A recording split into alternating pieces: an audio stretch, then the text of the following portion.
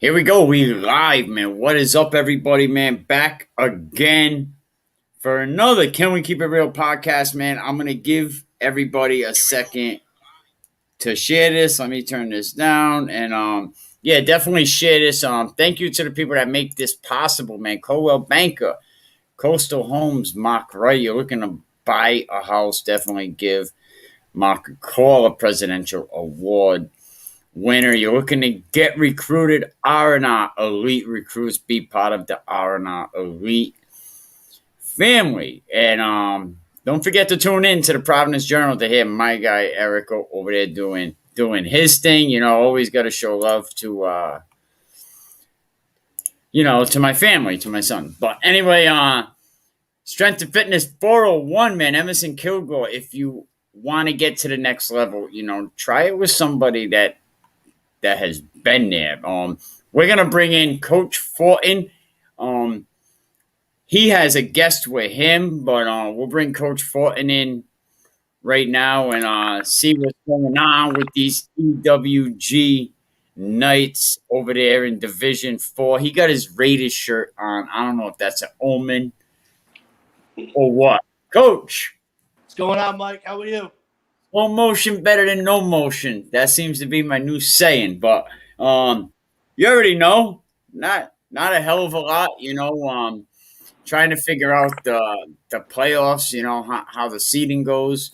I talked to so many coaches that've been around the league a long time, and they don't even know. I get three different answers from two different people. So, but anyway, we're getting closer, right, to the playoffs. We're halfway through the season, and you guys only play two games. Yeah, don't remind me. Yeah, so it's week 5, and yeah, we've only played 2 games. So it's frustrating, but we're gonna just keep our head up and keep practicing, and get ready for PCD. So far, that's a go. So we're playing them Saturday. It's our senior night. It's our Pink Out Cancer Awareness Day. So hopefully we'll have a good game. I seen that pink out. Salute to that. Hey, coach, why don't you kind of sign out and sign back in? You have a little feedback. All right. All right. So Coach Fortin will be right back. We have Hunter Mumford, man. This dude has been lighting it up. I remember him in his freshman year over there. Bishop Hendricken. Bishop Hendricken, they're really not going to give you, the playing time that a lot of people hope that they would, So he goes over to EWG. Seems to be doing good things over at EWG.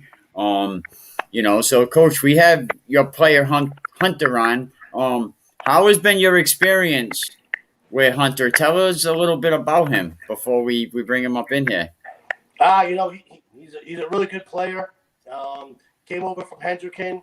So, again, we didn't know why he was coming over, but he moved over, and he came to me and he said, I'm gonna prepare for me to become one of your starters. I like the attitude. I like what he brought in last year. Right in the beginning, he worked hard. He knew the playbook. He studied, pretty hard to become the starter, and he's just a hard worker. Last year, he really showed us exactly what he can bring to the table. It was a shortened season.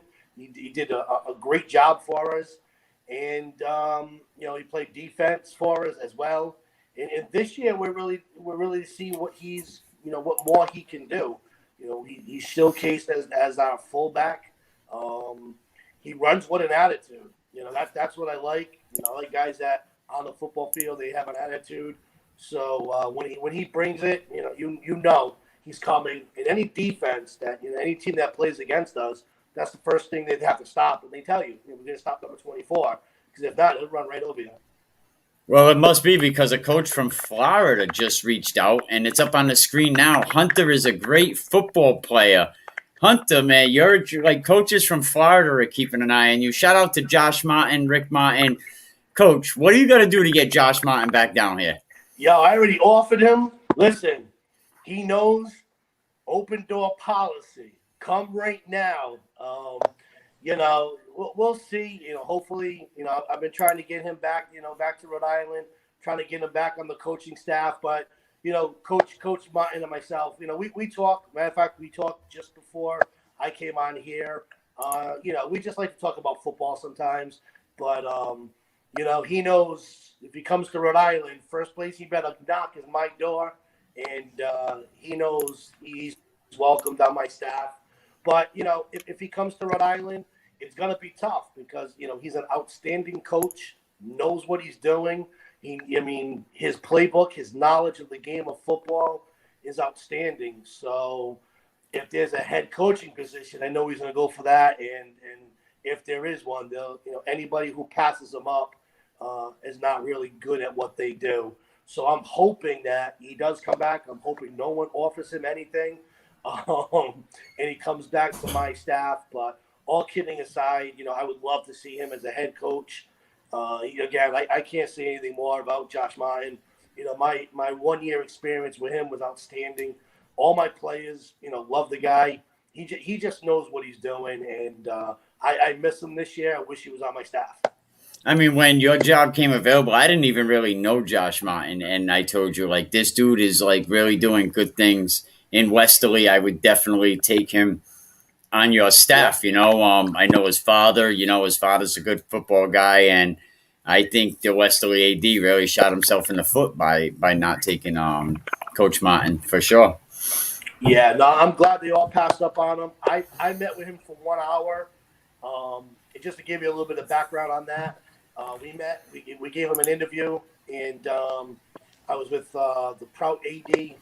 What was it? Dwayne Miranda. Oh, I think I know him. Yeah, I think you do. And him and I talked. He said, "What do you think?" I said, "I want him." And he's like, "Well, Westerly, they're still interested." I said, "Give me his phone number." He's like, "Why? I want him. I'm going to go get him. I'm going to offer him something he can't refuse."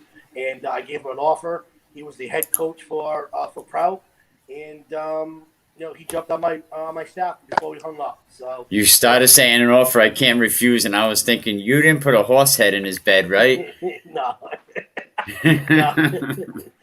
He was a good coach, and he did wonderful things for me. He helped really keyed on our defense, helped out our special teams, did wonderful things with our defensive backs, and he was a voice of reason for the offense too. So he's a well-rounded coach, and like I said, if anybody grabs him, they'll be lucky. If not, he's on my staff. So unless he gets a head coaching job, he's coming back to EWG with me.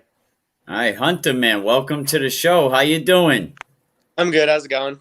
All right, not bad. Been seeing you ball out for the last couple of years. You played for NK for a little while, the youth program, right? In AYF?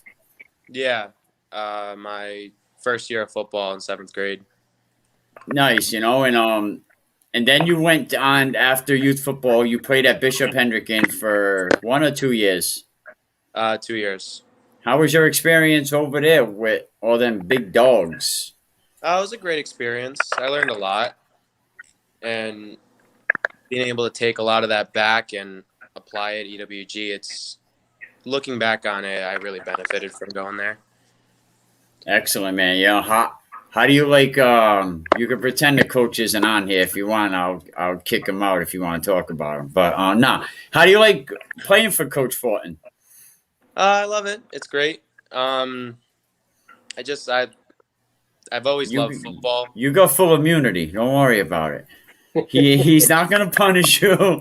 You got full immunity. That's good. We have fun. I'm just kidding. I don't have that much power.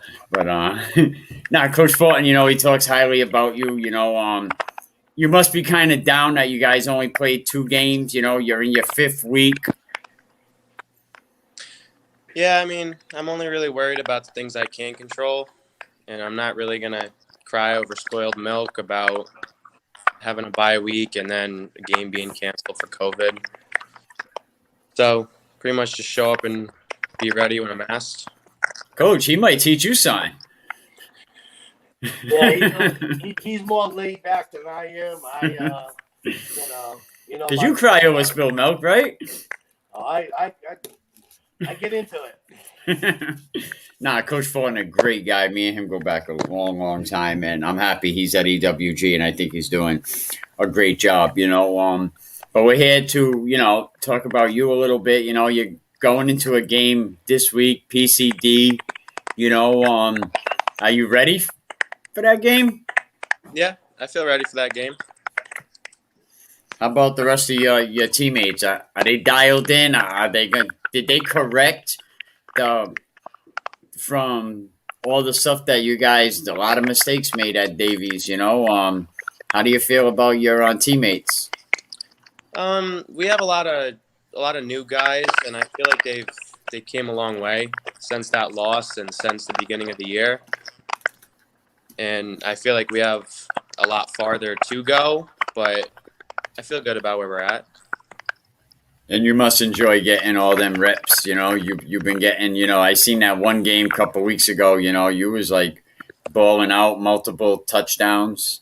And then at Davies, your reps were limited. Did that make you feel, maybe that, some kids, it's hard for some kids to handle the pressure when they get a lot of reps, and then another game, their reps are limited. How do you handle the workload?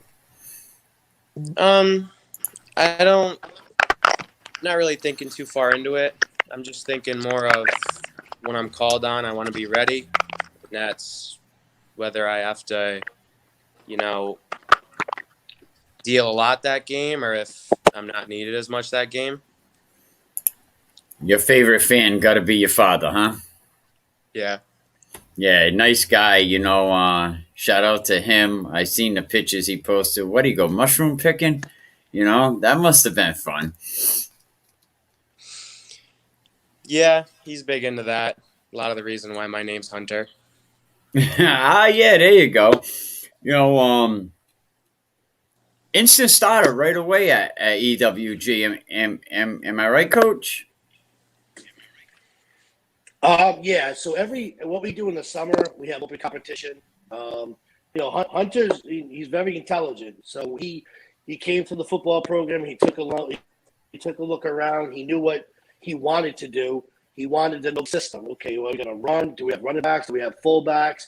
He noticed there wasn't a large line in the fullback spot. He looked at the playbook and he said, "Oh wow, you run a lot with the fullback. He's just not a blocker." And I'm like, "Yeah." And he was like, "All right, I want that spot." I'm like, "Well, you can try out for it." And he kind of chuckled. He said, "We could talk about me trying out for it, but it's mine." And right there, I was like, "Okay, I like this kid. Okay, he's confident." And then when he won the starting position, he said, "What did I tell you?" So, I like his competitive edge, and I like how he handles himself, and I'm excited to see this season and what more he can do. But I liked how he came to our program, and he was taking a starting position one way or another. So that's what I really liked about him. And Coach, no position on your team, no one gets a free ride at that position. Now you have open competition across the board. Yeah, no one's safe. So every year, just because you were a starter last year, doesn't mean you're a starter in the upcoming season. That's why we start in June. I want open competition. I want everybody to be afraid that their starting position is no longer there if you're not going to apply yourself. So if you're not playing another sport, then you better be working out, or you better be doing what you can do to better yourself. I mean, this year we had 4 quarterbacks trying out, and Chris has been our starting quarterback for 3 years, but he still had to compete. Hunter Mumford had to compete with 2 other fullbacks, and that's the best way to have players join your program and to have your players held accountable. He did track, he did wrestling. Hunter did a lot of other things to keep himself in shape and ready. So when we got back out there, he didn't miss a beat, and he's not about to lose the starting position. So he worked hard at it, and that's why he's the starter. I mean, I noticed last year, 745, 750 yards in 6 games, if I'm not mistaken. And this year, he seems like he's on pace to really be inside that top 10. I think, if I'm not mistaken, he's inside the top 10 as far as running backs, right? You could answer that, Yeah, Hunter. yeah. I don't know. I haven't really looked at the rankings, and we kind of got cheated out of a game. So I don't know. I couldn't tell you. Again, Situate, you had what? 4 touchdowns, 155 yards, 90 receiving yards for a total of 241 yards. That's very impressive, Coach. He works hard, and he has a great relation with his offensive lineman. One thing I like about him, he's gotten a lot of accolades. Like you just said, 4 touchdowns, 100 and something rushing yards. He's not, he's the first one to thank his lineman because he knows without them, none of that's possible. And he does it on his own. No one tells him to do it because he knows. Like I said before, he's an intelligent kid. He understands he needs his lineman, and his linemen love to block for him. So they've got a great relationship. He has respect for his linemen. His linemen love to, get that respect. So they enjoy blocking for him. And it's great to see on the football field what we did in week 1 was amazing. And, we need to get back on track and do more of that. Hunter, new kids that maybe want to go to EWG or looking to go to EWG, since you came in from one of the state's premier schools being Bishop Hendricken, what would you tell other kids looking to transfer to EWG, as a school and as a football program? Just to be ready to work. Nothing's given, and you have to really prove yourself. You have to prove on why you deserve that spot. And you're a junior this year, or are you a senior? Senior. Oh, okay, good. Are you looking at any particular colleges or? I'm not sure. I'm kind of waiting to see how this season goes before I really dive deep into a decision. But kind of looking more staying semi-local, Connecticut, Mass, Rhode Island area. Nice, stay close to home. Coach, with a back like Hunter, does he have the attitude to go out there and just, go head up with the opposing team and, let them try to stop him? Some players think that just give me the ball, give me the ball. I notice you kind of limit the amount of carries your backs have. Well, what we do is we look at our opponent. Now, if you ask Hunter, he'll just tell you, just give me the damn ball. Well, just give me the damn ball, give me the rock, and let's just start rolling with it and going. So, don't let that kid you. Like, he wants that rock. But he also knows that, we have to be, we have to be smart about it. We have other players that can contribute to make us better. If they want to key out to just Hunter, then we have other weapons that we could, we hurt you with, and we want everybody to know that. So while you try to just defend us, you don't defend just one player. You have to defend the whole entire team. But when push comes to shove and we need them extra yards, he's not going to shy. He's going to look at me and just give me the ball. Let's go get these 2 yards. Let's get the first down, and then let's continue moving this offense. So that's one of the pleasures that I get to have with having Hunter as the captain, as the starting fullback for us. So how do you feel about that, Hunter? Do you always want that ball? Yeah. I'm not going to lie. He said, I ain't even going to lie about it. I think you guys are doing great things. It's a shame, that you really haven't got to play much, with the bye on the first week and then Smithfield canceling out. But, with PCD coming up, and then you guys still have a lot of football left on your schedule. Hunter, what team are you looking forward to playing for the remainder of the season? Is there one team that sticks out on your schedule? Ponagansett. Bring on Pano. Everybody wants Pano. I still haven't got over the playoff game. That's my man. You know what I mean? Like, I got to say, man, like, that playoff game, the first game of the season, was 2 exciting games, EWG and Ponagansett, the way it went down. So, we'll see. So, watch out, Jimmy Cook. They coming. The Knights are coming for the Chiefs. Or the Chieftains. I don't know. The Chieftains. What is a chieftain? Like, I don't know. I don't know. But, Hunter, what's your favorite football team? The Patriots. The local. Patriots. So you must have been happy when Tom Brady was adding another accolade to his shelf this week, breaking the most career yards. Yeah, I'm still staying pretty loyal, but it's good to see him do good.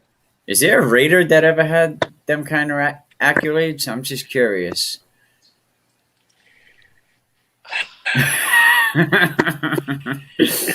That's my boy, man. That's my boy. You know, yeah, definitely. Still a lot of football left, Hunter, man.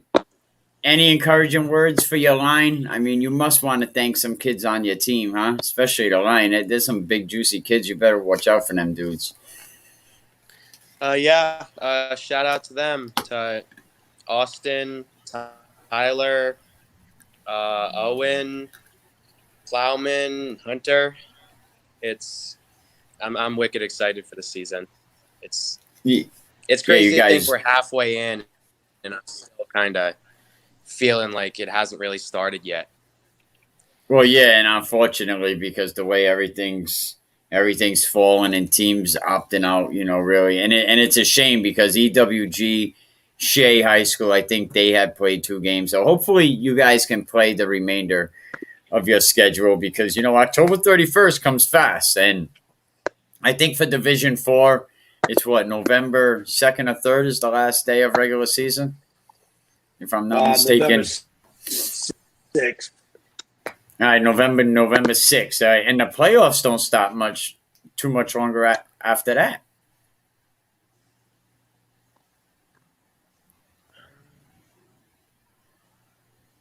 Coach Fortin freezing up a little bit, but yeah, the end of the season is I think it's November 6th for Division 4. Hunter, any words for anybody special you want to give a shout out to? Maybe your family, your dad, friends, coach, girlfriend. All the Uh, good stuff. give a shout out to my parents, everybody that helped me get to where I am at, and anyone that ever pushed me and gave me a reason to go harder. There you go, man. We'll see if the coach comes back up in here before I let you go. But I just want to say thank you. I appreciate you coming on. You're welcome to come on anytime. And just keep getting that rock. Say, Coach, give it to me. I could do it. Get them touchdowns. Division 4 is looking very, very competitive right now. Pontigansis seems to be the team to beat. Are they beatable? They're very beatable. They are. Yes, they are a strong team. Mate, they're 66 kids strong, but they are definitely very beatable. And I think you guys are in a good position. As long as all your games are scheduled as they're supposed to be. But what do you think about that? I'm confident. I'm not backing down from anyone. I'm approaching every game the same way. Nice. I like your attitude, man. I just asked him how bad he. No, I didn't ask him that. We were just talking about how competitive Division. I wait till Cliff goes off and then I ask him the tough questions. But Okay. I was just telling him Division 4 is getting very, very competitive. With Situate about to make a big run. They have a big game against Pontigansit this week. You know what I mean? So you have Smithfield that's standing up there with the number 2 seed. So and less games. So hopefully you guys can get your game. So Hunter, thank you. I wanted Coach Fortin to be on here before I let you go. And I'll be looking forward to seeing you play this weekend. Thank you. Thank you for having me. Oh, anytime, man. Hunter Mumford, EWG back. Really. Kid could catch the ball. Kid could run the ball. He seems to be the total package. So I welcome you back on, Hunter, and we'll talk to you soon. Thank you. All right, have a good one. Hunter You too. Mumford, See you at EWG. practice. Yes, get to practice. No slacking. Coach Fortin, good kid, huh? Yeah, he's a really good kid. I like what he brings to the table. He's smart. He's got a good GPA. He's got a good head on his shoulders. He's gonna have a bright future. Well, you definitely need the GPA. It goes right along with football, especially if you want to get into college. Yeah. My little sound effects. Me, I'm having fun over here. Had some good conversations with Voice Absolutely. Sports last night. You know, um, but you play the games you're given. PCD, I'm sure you're going to be all ready for them, coach. How do you feel about the remainder of your schedule? It's going to be competitive. The first thing that we're going to look at is PCD. I deleted our schedule and just left up PCD because that's all we're going to be worried about right now. I'm not worried about any other teams after that. I couldn't tell you who my next game is at this point. We're just concentrating on the next game, which is PCD. Once we finish that game up, and then we'll worry about the other ones. Well, we have to do our job this week. We have to go out there. We have to compete, and we have to get a W in order to stay peace in where we want to be.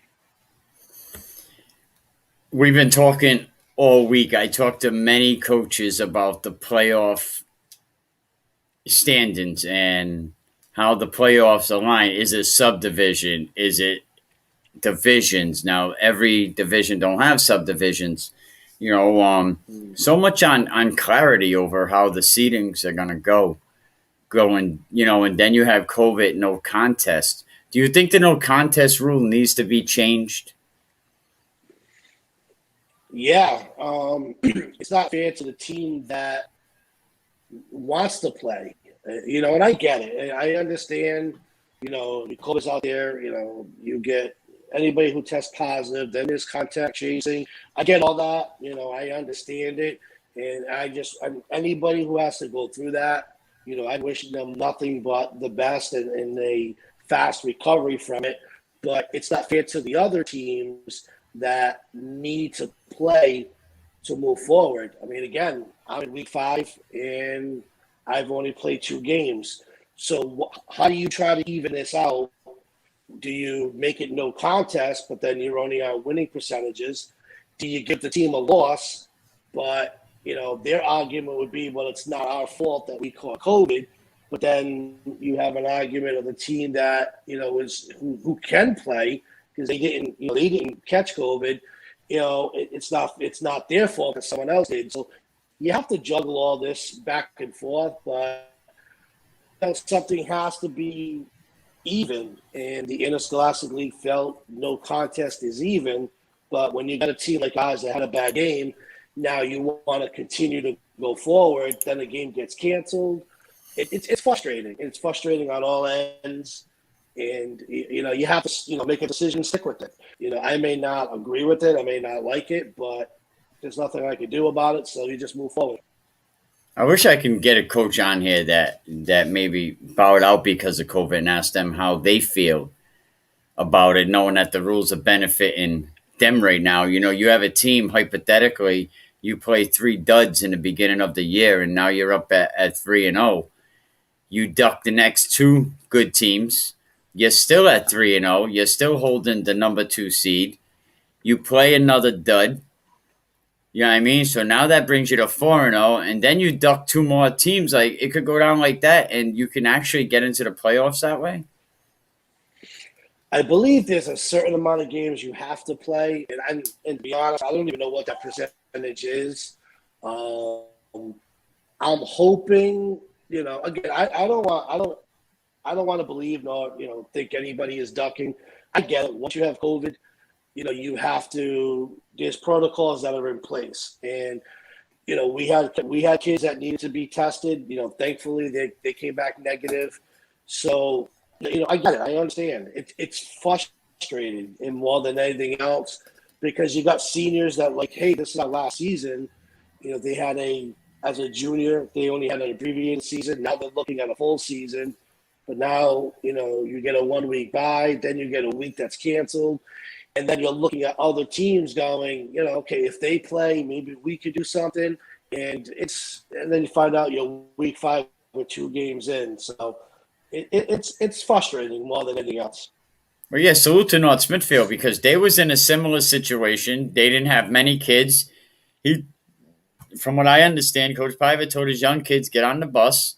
We're going to play Pilgrim, knowing he was outmatched, outmanned. He could have easily took that week, but he said, you know what, we're going to go play a football game. To salute to him. And I agree with you. I'm not trying to say that anyone should be punished because it is this BS policy, but there has to be some kind of even keel because nobody wants to think that any coach is using as strategy. But when you're on the outside looking in and you kind of see the opponent, see the games, and Smithfield's on their second week off, and it's a shame. And Fans Only Sports reported that their season is in jeopardy.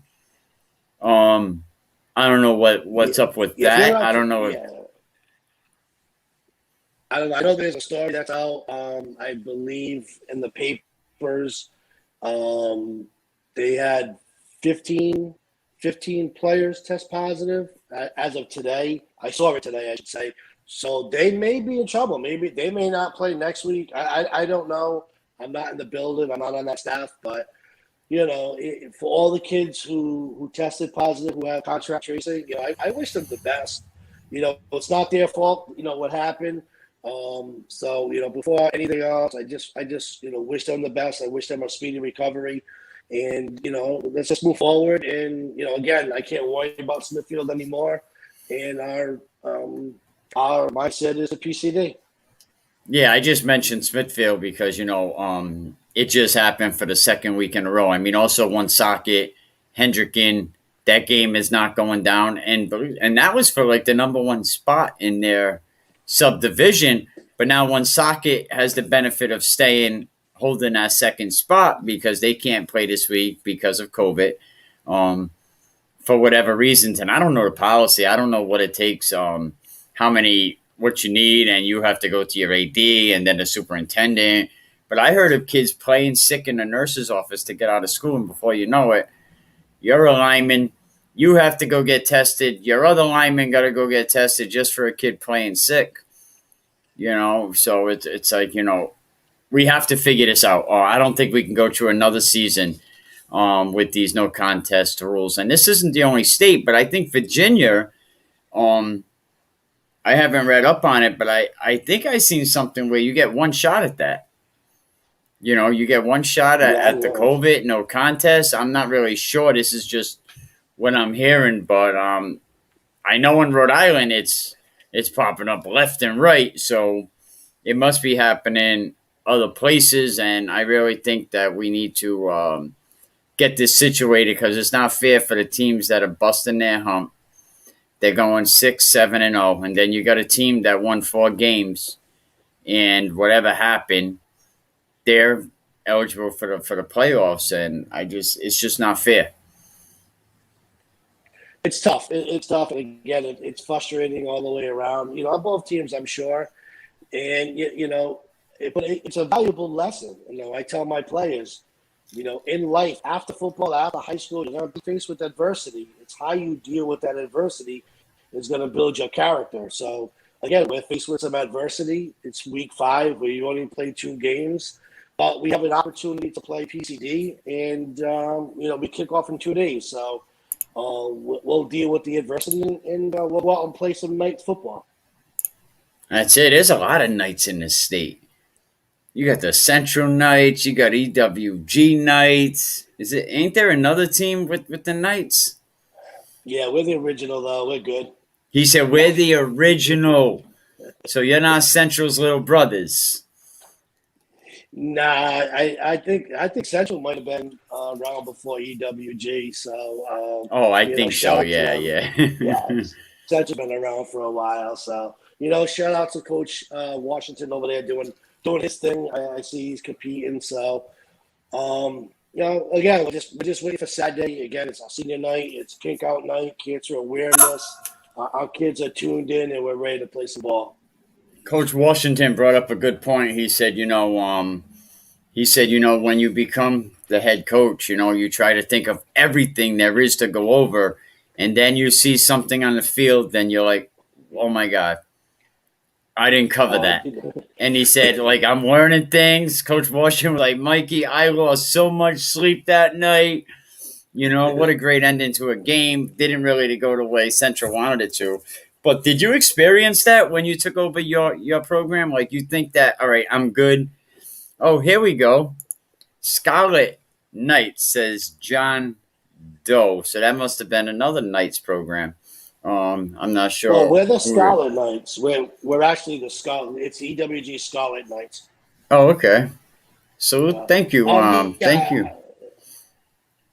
I've experienced that. When I first became a head coach, you think you're prepared to be one until you're actually a head coach. And again, it just comes with the experience. Every year I learn something different. I learn something new. I'm able to talk to other coaches in Rhode Island. I'm able to talk to anytime I want to pick up a phone. There's always a coach willing to have a conversation, and that's what's great about coaching in Rhode Island. I talked to Coach Blake. I talked to Coach Martin. I talked to Coach Pennington, even Goodhart. I've talked to Stanley Dunbar. All these coaches are more than willing to give advice and take some. So, but I've been in them shoes where I thought I had it all covered, and we get to the football field and you see something and you just close your eyes and went, man, you write it down and go, okay, that's something else that I have to learn and be better. So, in my third year as a head coach, I'm still learning things and having a great time doing so. And I think if the Raiders keep playing the way you are, you can put this helmet on. You know what I mean? We can get you out a Patriot. You know what I mean? Coach, let's talk about the Raiders a little bit. Because you're a big Raiders fan. You've been a big Raiders fan as long as I could remember. Back in the day when we had a Raiders gear, when NWA was around, how do you what do you think about the Raiders this season? I like what they're doing. I know everybody's like, oh my God, we lost to the Chargers. You're not going to win every game. That's a good team. And Chargers are a good team. I like what how the Raiders are being built from inside out. We're 3-1. We're competing. We played some really good teams. We played Baltimore. We played Pittsburgh. We played the Chargers. So it's not like we're winning against teams that are struggling. We're playing top tier teams, and the Raiders are getting it done. So it's I like what I see from them. Are these things working? I thought you said the Steelers was a good team. I'm not sure because what I seen the other day, I wasn't sure if I was hearing things. Respect to all you Steeler Nation out there. Yeah, they compete every year too. So. I think they're going to be a pretty good team. Like I said, I'm a big Raider fan. I'll always be a diehard Raider fan. And we'll have to wait to play Chicago and see what happens. Get back on. You got the politics side of this down, though. You are good. You got the politics side of the talking point. Oh yeah, they're a good coach. They're an NFL team. You don't have to be politically correct. I'm just kidding. How about the Jets? How about the Jets picking up a W this week against the Titans? That's why you play. Everybody probably picked the Titans to beat them. Oh, that's definitely. Why you play the game. That's why you play. You line up. You don't know. The other team's out there working hard. So, you can't take any team lightly, whether you're high school, whether you're college, in the NFL. And, that's why you line up and you play the game. You play to win. And anything can happen on any given Sunday. No, you're absolutely right. The game against Patriots Tampa Bay, a lot of people thought that would be a blowout. That game was a lot closer, was really a lot closer. No one thought Patriots going into the fourth quarter would hold the lead. No, I was the same way. I thought Tampa Bay was going to run away with it. But, at the end of the day, then you get down to quarterback play. And who's going to have that drive and who's going to make the biggest plays? Tampa Bay, was able to make better plays than New England, and they came up with the win. Was that the case though? Do you really think Tampa Bay made more and better plays than New England? I don't think so. Um, Well, they got the win at the I'll put end it of the this. game. Yeah, I'll put it they to you did get this the way. win, but I don't think they made more better plays. Well, I'll put it this way: if you had that kind of time on their last drive and you had Tom Brady, you score a touchdown or you get closer to have a more manageable field goal. You don't have Tom Brady, and you don't have, and it didn't happen. So I mean, that's the Tom Brady biggest difference. really. I don't remember how many passes Tom Brady had that game, but I know he had a lot of misses and a lot of overthrown and a lot of underthrown, and he was just off his game. Well, it was an emotional game. On both sides. The Patriots had a good game plan. He's been there for 20 years. I'm pretty sure they know his weaknesses and they attacked his weaknesses. But at the end of the day, there's a reason why they call him the GOAT. His team ended up winning, and that's it. Well, you bring up a good point because they asked Coach Belichick, they said, how do you feel about going against Tom Brady for the first time? And he said, for the first time, he said, I've been going against Tom Brady for 20 years, in Exactly. practice, defenses, and I noticed New England did not have many looks. Like they gave that team so many different looks. They didn't go out there with the same formation over and over. No, they had a good game plan. They executed that game plan, and they gave themselves the best opportunity they could to win the game. Nice, Coach Fortin, man. It's always a pleasure, and shout out to the missus, because without her, Hmm. you would have a lot harder time, man. She really keeps you in line, She keeps you getting out there, and all the kids love her. I hear they call her the team mom. Yeah, she keeps me grounded. They call her Mrs. Cliff Nation. So they, Mrs. they, Cliff they love Nation, working with that's her. what it was. It was slipping my head. Cliff Nation, man. Yeah, no, Is I she got a at good all the wife. games? She goes to all the games. She's my biggest supporter. Without her, it'd be difficult to coach. So she handles a lot of the other stuff that I need. And again, when I turn around, she's there. So that's the most important part. So shout out to the wives, because without them, it's really hard for you guys to do your job. Shout out to all the parents that really help out, support the program. Shout out to all the volunteers that really come and line the fields, or whether they're paid staff volunteers, all the concession people. There's so many people that we don't get a chance to mention week in and week out. Do you have anybody that you would like to thank?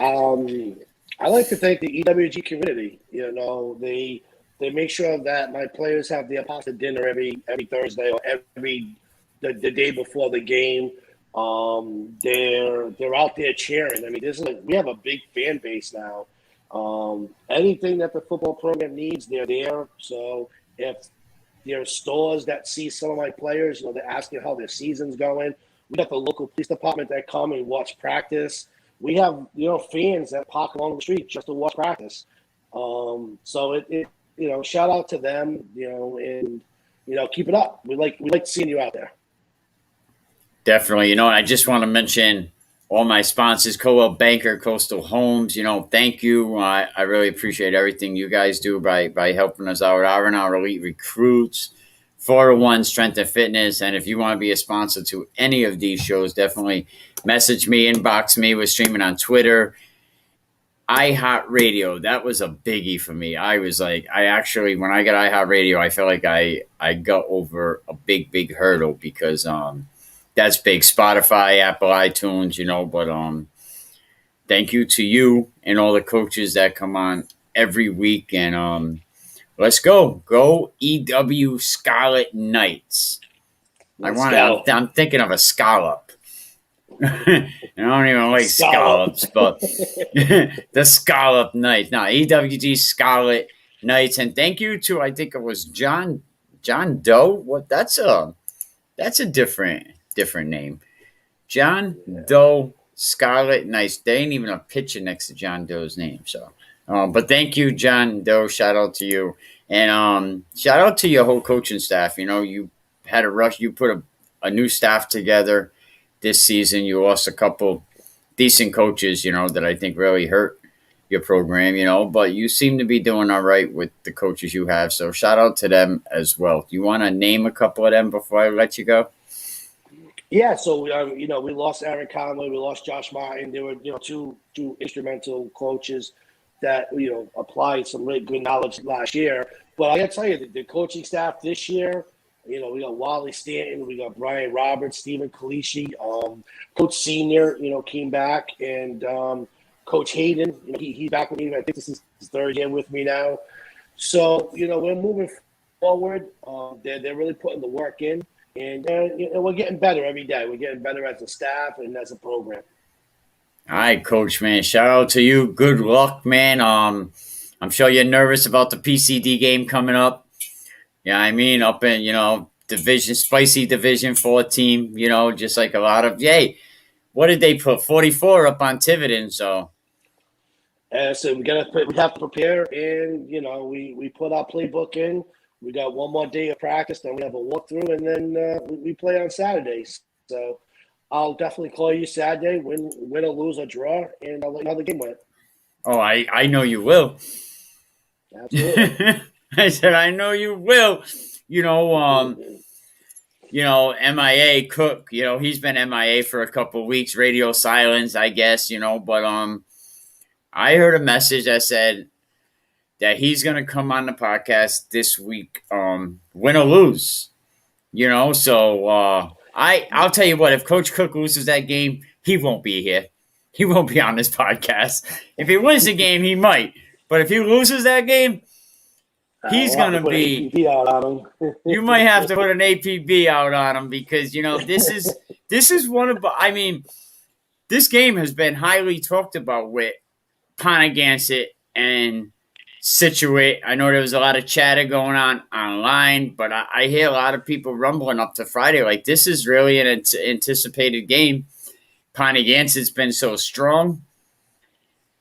Situate's a brand new program, brand new staff rather. The program been around a long time, but this game really has a lot of hype going into it. The staff all knows each other, which kind of makes the storyline even better. But Coach Cook, if you lose this game, are you coming on the podcast like you've been promising? I mean, I don't think so, but we'll see. If Ponagansett loses this game, Michael Cook, you better keep an eye on your brother if that happens. You know what I mean? Shout out to the Cook. Shout out to Coach D up there at Situate. Shout out to Coach Eddie. All the coaches in Division 4 doing their thing. Shout out to you guys, But we'll that's why you play the game. That's why you play the game. But Coach, Coach Cook's supposed to get me my T-shirt. I was hoping to have it by Friday. He said he had some new T-shirts made for this Friday's game. Tell him I need my shirt. But thank you. Appreciate you. All right. Tell him that we want our shirts for sure. But thanks, Coach Fortin. All right, thank you. Thanks for everything you do for Rhode Island football. Thank you. We appreciate you. All right, I'll talk to you later. Yeah. Coach Fortin, man, I'm glad he came on. But I think that Situate game, Ponagansett, I mean, the hype going into this week is pretty crazy. So there's gonna be some great games on this week. Hopefully Shea Raiders gets a chance to play LaSalle. Shea is another team that's only played a couple games all season. His kids just want to play over there. Shout out to that whole staff over there. Classical pretty much holding their heads up in the standings. They got a game at West Warwick Wizards. I like what West Warwick's doing. Don't forget, tomorrow we're going to have Uncle Felix on. He's going to have the Rhode Island ranked, like he does every week. We've been keeping tracks of all the kids that he's been nominating the Rhode Island ranks. At the end of the year, we're probably going to have something nice to give them. We're trying to figure a way to pick all states this year. Try to put some integrity back into the all-state selection because it's just it's becoming a popularity contest, but the playoff brackets, man, we really need to. A lot of coaches don't know if it's subdivisions. If anyone knows, are they going subdivisions or is it just anyone in your division? Do you get credit for going into the playoffs because it's by percentage? I mean, the playoff formula is as screwed up as the realignment is. I mean, the realignment formula process sucks. It really does. It used to be 50-50, but now it's like 90% baloney. You know what I mean? 10% win-loss record. You're like, it should be based on 50% your school enrollment and 50% win-loss record. Because you have teams in Division One that are just a victim of their success. Granted, they're playing okay, but they are a victim of their success. I will be on Lose a Draw on Friday. Shout out to Eddie Insco, nice dude. My man Connor doing good things over there. We got him back playing, football. But I think Situate's going to be okay. But shout out to Eddie. He's going to be on Win, Lose, a Draw. I have fun with all these coaches on here, and they all know I don't mean any disrespect. It's fun. It's part of the entertainment. You know what I mean? But thank you, Hunter Mumford, for coming on today. Thank you, Coach Fortin. Tomorrow we're gonna have Felix Fernandez.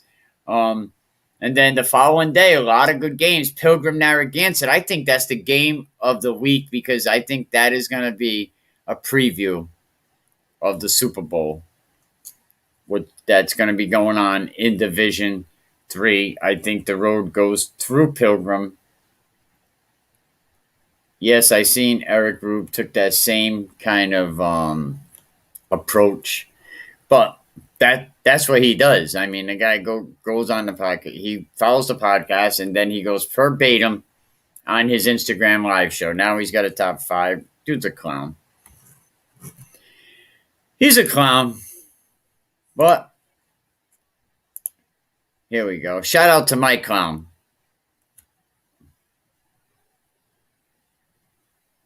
Shout out to Mike Clown.